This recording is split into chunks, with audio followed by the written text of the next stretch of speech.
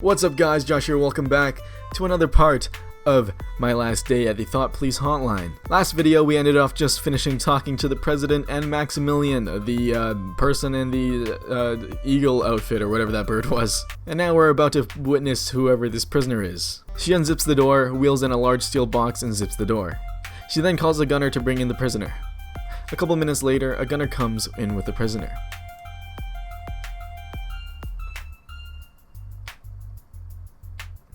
Your name is Dan Taylor and you're imprisoned for assault. You're also a member of a gang named the East Side Mafia. What a stupid fucking name. You got some balls, he looks scary as shit. Oi, you better not be insulting our gang or I'm gonna bash your head in, bitch. Don't know why I went with that accent. He just said oi and it seemed right. Oi. The boss spits in his direction and manages to hit him. I dare you. I had to start finding members of your lame-ass East Side Mafia for littering when they walk the streets because of how trash they are. The boss motions for the gunner to leave, and as soon as the gunner turns around, Dan lunges at the boss with a fist back. The boss waves her hand in the air with a slapping motion, and the steel box shoots out 4 steel arms that grab each of his limbs and pins him down. Well, goddamn. The boss stands next to Dan, and the gunner walks out. Okay. They're both angry as fuck. I want to know where your headquarters is. Dan spits up at the boss and she punches the spit down and follows through with a punch to his face. How the fuck do you do that? Punching spit down out of the air. Damn. And then she punches him in the face. She gets back up and walks over to the sealed box where she opens the top.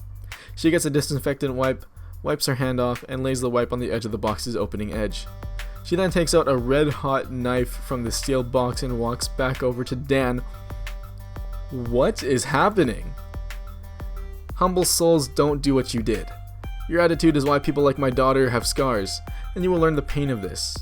Your actions are one of the reasons so many people want us to spend so many resources on surveillance.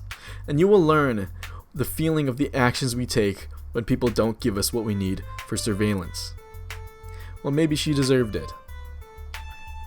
Fair enough, I guess. And finally, your discourteous soul will cause people more pain.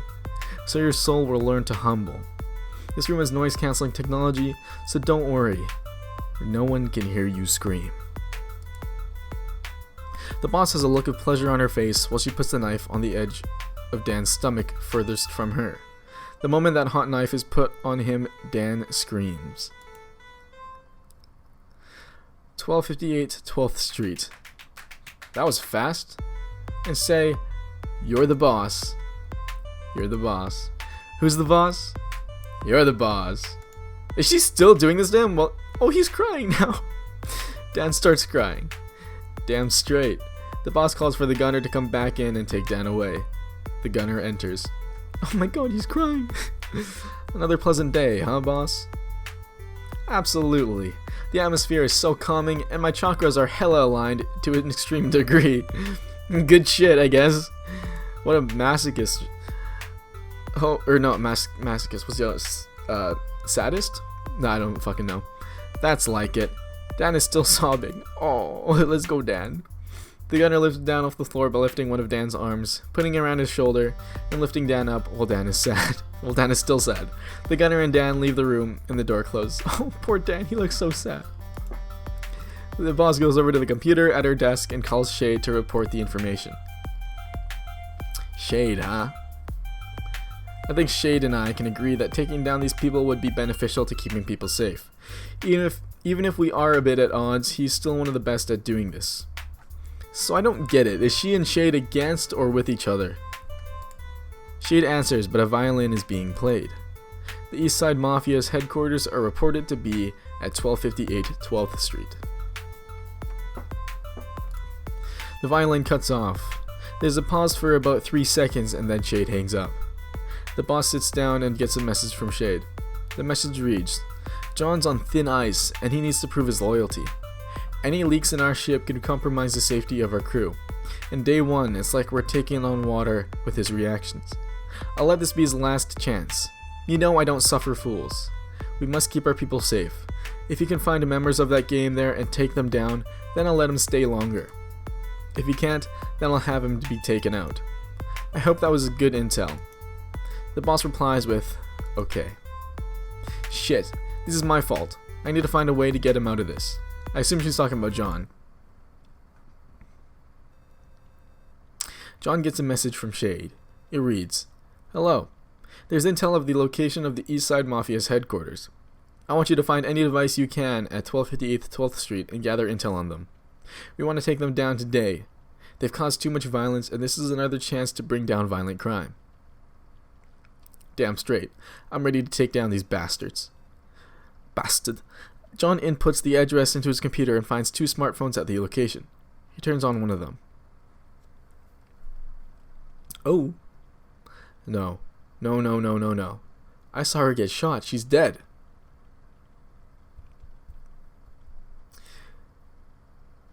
What? On the screen is Clarissa typing on her phone as if she's researching something. I definitely saw her get shot dead too.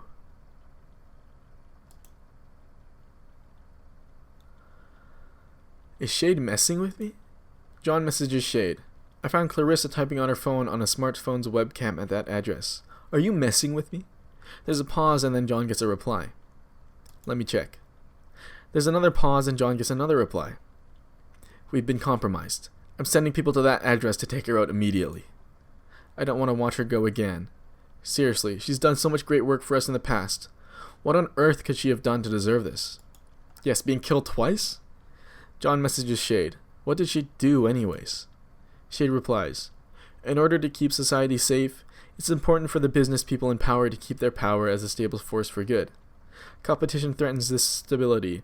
As you know, what defines a state is that the people in charge have a sole legitimate use of force, and every law is backed by this violent force. No. Some business people use this violent force to back laws that keep out competition from people in their area, and back expensive licenses and hard to comply with rules that require expensive lawyers to comply with. Clarissa was using our surveillance powers to try and to bring some of these business people down. She got caught. It's just like her to associate with this East Side Mafia, given that she's turned to the other side. We must support stability and peace, which she failed to do. But we saw her die. How is she alive again? That's what I want to know. Is that really supporting peace? They're using violence to get rich, basically. But if those business people using the violent threat of government force to keep out competition keeps society stable, then the potential of instability, which could lead to violence, is worth keeping those people in their positions. I want to keep people safe after all. John seems super extremely at odds on whether he... it seems like he knows that what they're doing is wrong and not right. But he also has this mentality that he has to go with it in order to have a safe world or keep people safe. This doesn't feel right though. Yes, I know. Yeah, exactly. It doesn't feel right. So you're fooling yourself basically with telling yourself that it's for the greater good. I mean, she's a good person, and the main reason I do this to keep people safe. So if I save her, it could potentially cause instability. But if I don't save her, it for sure causes harm to her. Yes, if you don't save her, she's gonna die again, dog. But they must be scanning your brainwaves as you're thinking this. And that's alarming. I'm gonna call her. I can figure out the morality of this later, but she'll for sure be hurt if I leave her there. John calls the phone number on the screen associated with the video feed of Clarissa. Clarissa's smartphone is shown ringing, and she picks up. So John has already compromised himself. It might have been from the brainwaves earlier, but this for sure is compromising himself. This is John at the Thought Police hotline. Leave now, people are coming for you. Clarissa has a surprised look for a moment before going back to being calm. Roger that. Thank you. Clarissa hangs up, puts her phone down, and it sounds like she gathers some things before leaving the room. This is so interesting, though. Yes, thank you, John. Doing the right thing. That should keep her safe for now. I'm glad. Now here's to hoping that there are absolutely no consequences for my decision. John gets a message from Shade that reads, there will be consequences for your decision. God damn it. Yeah, damn it. John gets another message from Shade that reads, "We'll be able to catch her with all of the surveillance around. Meanwhile, I've told one of the ones who are going to get her to come to you. The gunners are for general deployment purposes within the facility, and right now I don't trust them, since Clarissa is still alive. However, the ones you'll meet are part of my personal forces who feel like they owe their allegiance to me for saving their lives. Our goal is to keep people safe, and she is a force for instability. You're starting to seem like a force for instability as well." Double damn. Hey, I can use some of my puns on him to help him lighten up. Don't do that, dude. John sends a message that reads, "I have something you'll want to know." Shade replies, "What is it?" John replies, "The rotation of the Earth makes my day." There's a pause, and then Shade replies, "I've told them to speed up." John's surprised, like, oh shit, didn't work. John waits at his desk for about 10 more minutes, and he's browsing for cute cat pictures on the internet. Oh. He then gets another message from Shade that reads, "Their fluff allows them to be as quiet as ninjas." What is happening? Then to his left appears an arm like a human-sized teddy bear arm, and it grabs John with his arm and brings it closer. I thought Shade was talking about the cats for some reason. He was talking about the gunners. John struggles for a moment before looking to the left and seeing a big teddy bear head. What? What? Oh shit, you're creepy as fuck. Bear. Hey John. Hi Bear. You fucked up. 5 knives spring out of the bear's right hand, where the bear puts the knives to John.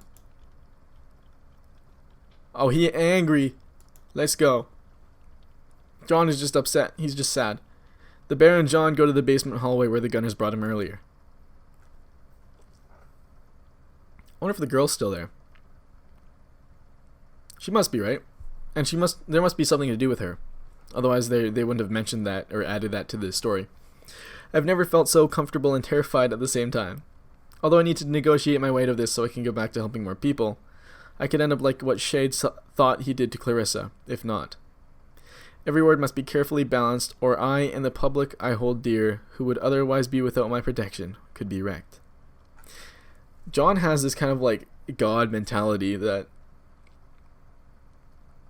he's the one who's helping people and only him. What did you think when you first saw me? Careful, this could make or break me. Do I have to choose? Oh, thank God.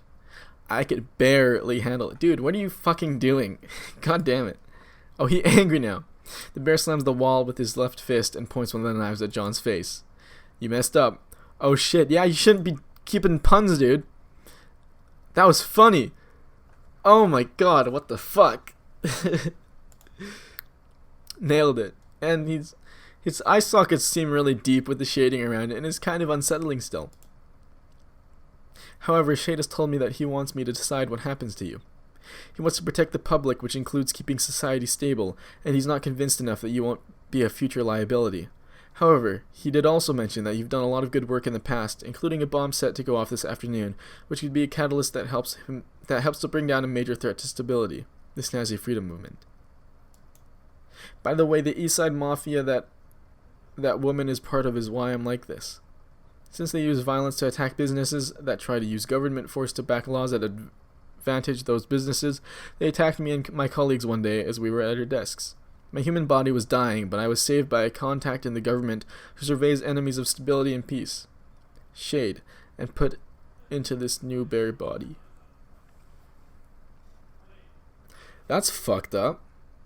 At least you're alive, but did they have to use a costume? Okay. It turns out he was impressed by my work ethic and commitment to my family, which showed a reason to survive, which is why he decided to save me using this expensive technology rather than most of the others. So he saved you over your colleagues, or over most of your colleagues. I do feel like I owe him thanks for saving my life. However, and as little as I care for others, it is in my best interest to support peace and stability, lest another attack occurs. You let go someone who threatens that peace and stability a great deal. The bear puts the 5 knives on its right hand to John's stomach. How are you going to get out of this one, John? Seeing as I'm the one who decides your fate, I have 2 words that could be your last. Impress me. with a pun. Impress you? Yeah.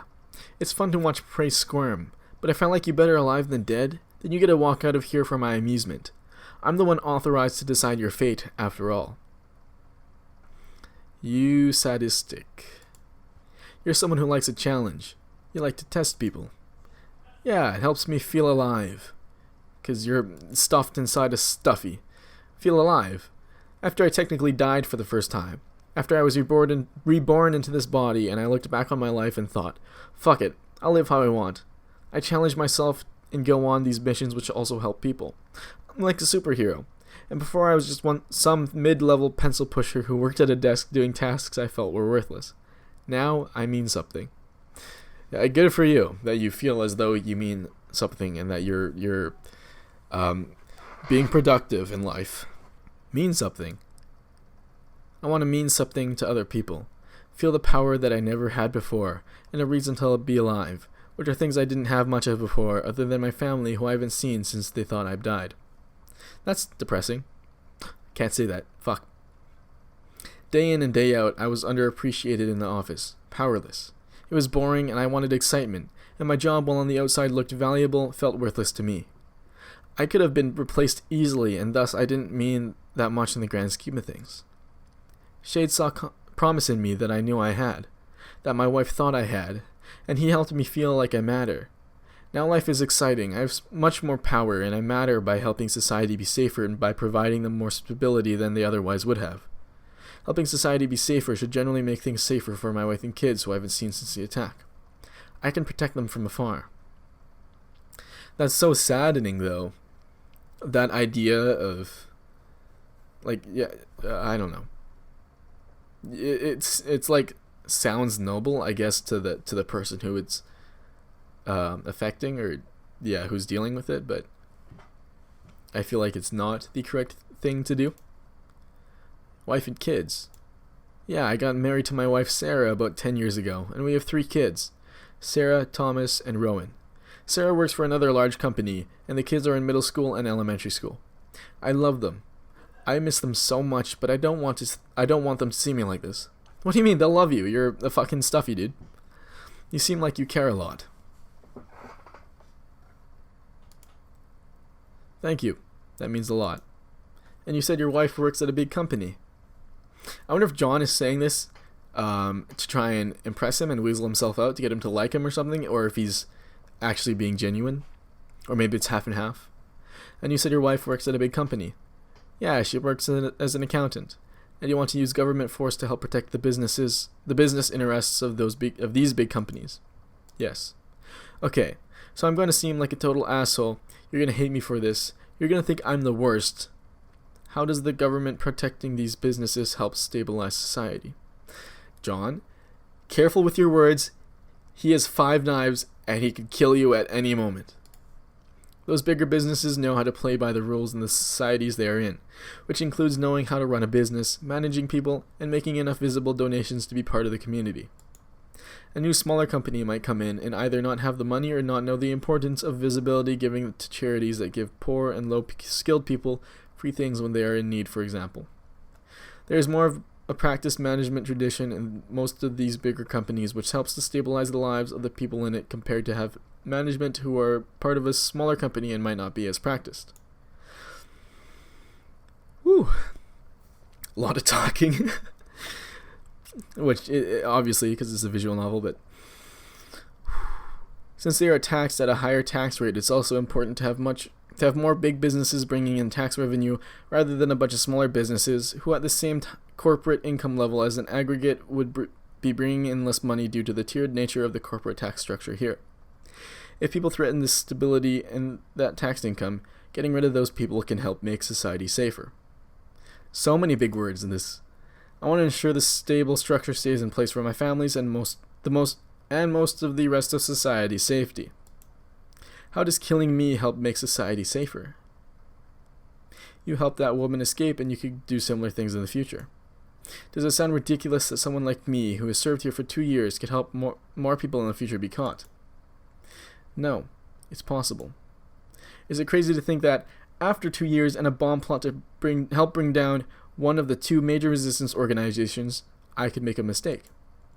No, that's not crazy. I see your point. Total horseshit, but fuck, that was clever. I'm awesome. The bear retracts the knives into his hand. Like Wolverine type shit? I'll let you live, but we'll be keeping a watch. This is the Thought Police hotline. I wouldn't have it any other way. I would, but like, you can't say that. By the way, since we'll be working on the same team, it'd be good to know why you're doing this job. When I was a kid living in this city, my main goal in life was to have fun. I asked my parents one day about going to a park I loved going to. They were both a bit tired from their day, but obliged with smiles on their faces. They were so nice. We were on the sidewalk by ourselves walking to the park at dusk. There were some lights on the way and the park had lights too, so this seemed like a safe path. They could relax at the park too. As we were walking, we were all looking at the park up ahead and talking. And as my mom and I were saying some brief words to each other still looking ahead, I hear some faint pounding sounds followed by a couple seconds later. I heard... Jesus Christ, that fucked me up. I heard some faint pounding sounds followed by a couple seconds later... Why do I keep messing this up? I hear some faint pounding sounds followed a couple seconds later by staggered breathing. There we go. My dad was being stabbed multiple times and was in shock. He kept getting stabbed in the throat by the masked person, and I can hear him trying to breathe as he choked on his own blood. There was no screaming from him, only the staggered breaths before blood started pouring from his throat. My dad fell and the masked person lunged at my mom. There were only about the length of 2 steps between Dad's corpse and us. My mom had enough time to yell "run" to me before the masked person took one more step and stabbed her in the throat. As I was turning around, we locked eyes and I could see so much sadness in them. She didn't want to die. She seemed devastated and disappointed that this was the last time we would see each other, and that it had to end this way. I ran away as fast as I could. I ran until I ran out of breath, and I went behind a tree to catch my breath. This was full of adrenaline, and the emotional impact of what had just happened didn't hit me until a few seconds after I caught my breath. For a moment, I wanted to cry, but then I felt like an amount of emotions I could handle just kind of snapped me like a kind of emotional whiplash, and I went numb. I knew then that for my own safety, I would have to take down criminals. I never found out why they were killed, but I hope to find out someday. And now I make jokes. Good ending. Sad story though. Thank you for your confirmation of your commitment. With your skills, with words in my power, we can help a lot of people. Let's get him. Alright, I kind of thought that this was getting close to the end of the game, but it doesn't seem like it is at all actually. But still, I'm going to have to end it here. I hope you all enjoyed. If you did, please like, comment down, if you did, please like, comment down below, and subscribe to me for more content from this channel. You can also go ahead and ring that notification bell if you would like. It just notifies you whenever I upload a video. This game is super good. I can tell there's so much thought put into the story and how the system works and how everyone's lives work, and people's thoughts and desires and how they believe, or what they believe is right or wrong, and how there's opposing sides. I think it's all really interesting, and I'm excited to continue playing it later. But once again, I hope you all enjoyed, and I'll see you all in the next one. Josh out.